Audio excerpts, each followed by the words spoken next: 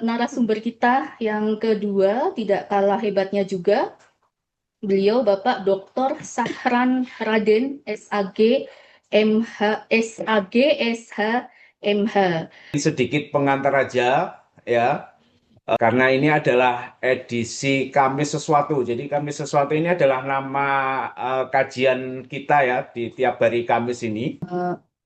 Pemaparan selanjutnya akan disampaikan oleh Bapak Dr. Sahran Raden.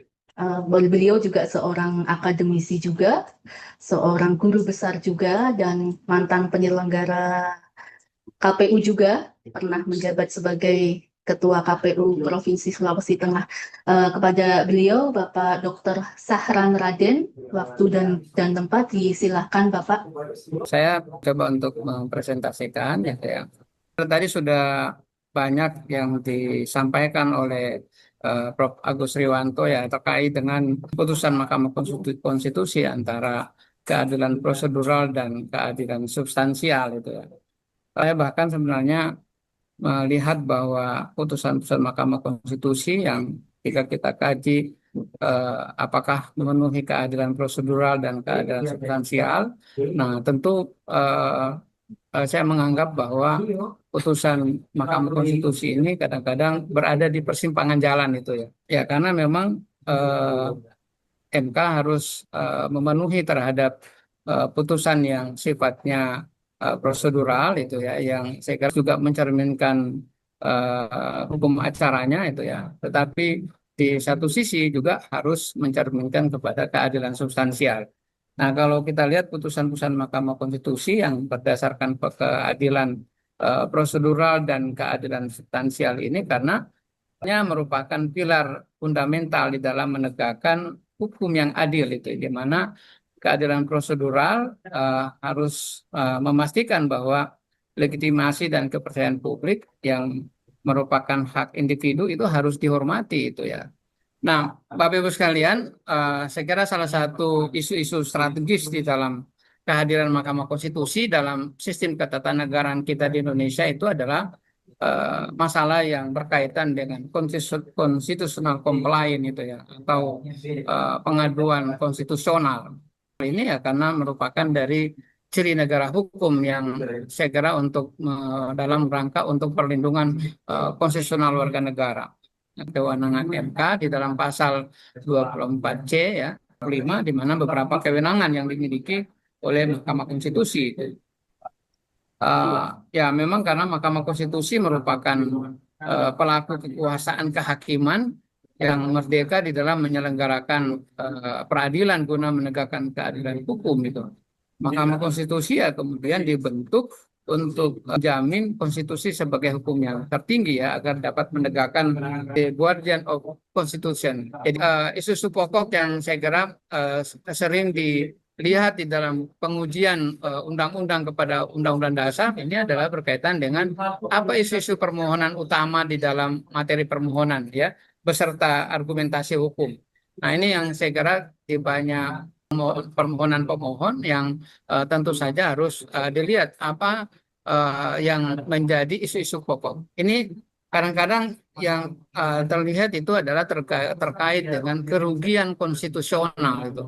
Isu utama dan pokok permohonan dari kerugian konstitusional itu ya. Dan kemudian apakah di situ ada wewenang dari Mahkamah Konstitusi itu ya, dan siapa yang dirugikan, yang memiliki legal standingnya, dan kemudian apa yang menjadi dasar konstitusional sebagai batu ujinya. Nah ini yang saya kira landasan-landasan konstitusionalnya tentu saja berdasarkan pada Undang-Undang Dasar 1945. Ada pasal-pasal yang terkait di mana dirasa bahwa suatu undang-undang yang diterapkan itu terjadi kerugian konstitusional oleh warga negara itu, sehingga seorang yang melakukan permohonan kepada Mahkamah Konstitusi terkait dengan kerugian konstitusionalnya itu memang harus bisa meyakinkan terhadap pasal-pasal yang menjadi batu uji. Kalau kita membaca banyak putusan MK dan permohonan dari pemohon ya, tentu saja ada apa kira-kira batu uji yang hal konstitusional yang dilanggar oleh undang-undang yang sehingga merugikan hak-hak konstitusional bagi seseorang. Yang di sini adalah bagaimana membuktikannya. Nah, ini yang saya kira masuk pada konteks keadilan plural dan keadilan substansial itu. Nah, Bapak Ibu sekalian, saya kira ini yang belum disampaikan oleh Prof. Agus tadi terkait dengan 5 syarat kerugian konstitusional ya yang dimaksud di dalam pasal 51 ya.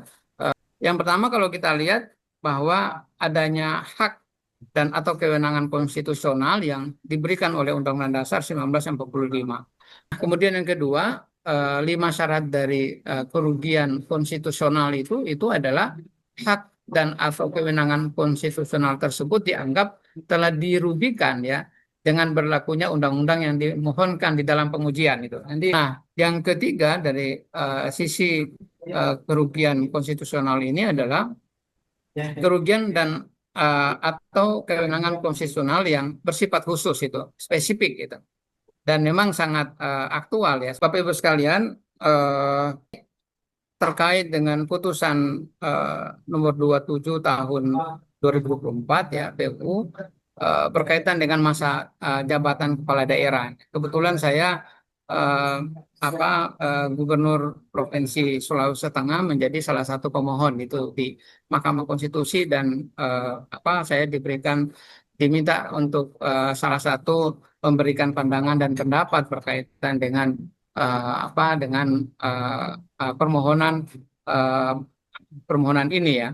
Nah, kalau kita lihat bahwa MK mengatur perpanjangan masa jabatan kepala daerah hasil pilkada tahun 2020 hingga dilantiknya hasil pilkada serentak 2024, asalkan tidak melewati 5 tahun masa jabatan itu ya. Ini saya kira putusan Mahkamah Konstitusi yang dianggap bahwa pada pilkada tahun 2020 seluruh kepala daerah yang terpilih atau hasil pilkada tahun 2020 itu berpotensi memotong masa jabatan kepala daerah hingga tidak menjadi utuh selama 5 tahun. Padahal di dalam Undang-Undang Dasar menyebutkan bahwa atau di dalam Undang-Undang 10 tahun 2016 menyebutkan bahwa masa jabatan kepala daerah itu kan harus 5 tahun.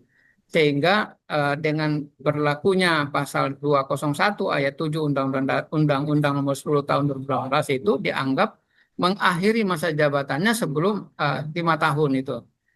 Nah, ini secara terang ya dan jelas secara eksplisit bahwa di ketentuan 162 Undang-Undang 10 tahun 2016 itu kan sebenarnya masa jabatan kepala daerah itu berlaku selama 5 tahun terhitung sejak dia dilantik. Nah, ini ada sesuatu norma yang tidak harmonis di dalam Undang-Undang 10 tahun 2016 sehingga dirasakan bahwa pasal 201 ini merugikan masa jabatan kepala daerah terutama hasil pilkada tahun 2020. MK menyatakan bahwa setidak-tidaknya bahwa masa jabatan kepala daerah itu hasil pilkada tahun 2020 berakhir sampai dengan dilantiknya hasil pilkada tahun 2024. Nah, itulah. Silakan tanggapannya Bapak. Sekaligus closing. Baik, terima kasih. Beberapa hal saja ya. Yang pertama terkait dengan eksistensi MK itu ya. Tadi memang kalau idealnya sebenarnya putusan MK itu harusnya tidak sebagai produk politik gitu ya, meskipun dibentuk sebagai lembaga yang dibentuk karena adanya kepentingan politik gitu ya. Tetapi di dalam putusan-putusannya harusnya Mahkamah Konstitusi itu tidak boleh melakukan putusannya dengan hasilnya adalah produk politik gitu. Karena begini, kalau kita lihat bahwa di dalam konteks ketatanegaraan kita kan kita punya 3 pilar kekuasaan itu ya. Yang pertama itu adalah eksekutif, legislatif, dan kekuasaan kehakiman. Nah, dalam konteks itu legislatif atau DPR itu ya, dan pemerintah atau presiden tidak boleh mengintervensi dan mencampuri terhadap kekuasaan kehakiman. Dalam hal ini adalah Mahkamah Konstitusi itu. Karena di dalam hukum itu kan ada yang teorinya bahwa hukum itu adalah bersifat otonom Jadi hukum tidak boleh diintervensi oleh anasir-anasir kekuasaan lain, kekuasaan politik, kekuasaan ekonomi, ya, kekuasaan budaya dan lain sebagainya.